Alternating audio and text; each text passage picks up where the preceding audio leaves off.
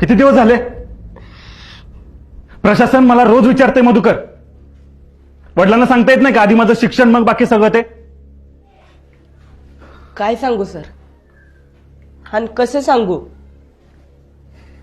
गेल्या वर्षी बहिणीचं लगीन झालं, 2 लाख रुपये हुंडा घेतला आणि 1.5 तोळ सोनं. तवा काढलेलं कर्ज भेटलं नाही तर चुलत्यानं केस टाकली वावराच्या वाटण्याची. तिथं पैसा गेला, केस हरलो, घराच्या वाटण्या झाल्या.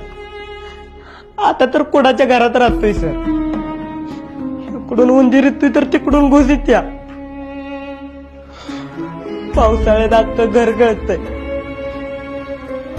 घरातली भांडी कमी पडते, पण पत्र्याची पानं काय गळायची थांबत नाही.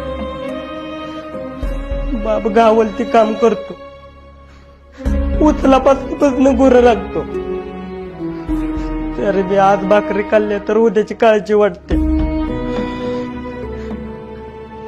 आई रोज वाटी घेऊन येतात, त्याचं घर टिपती. कुठनं आणू तिला पैसे? आणि कसं म्हणू बापाला? या सगळ्यापेक्षा माझं शिक्षण महत्वाचं आहे.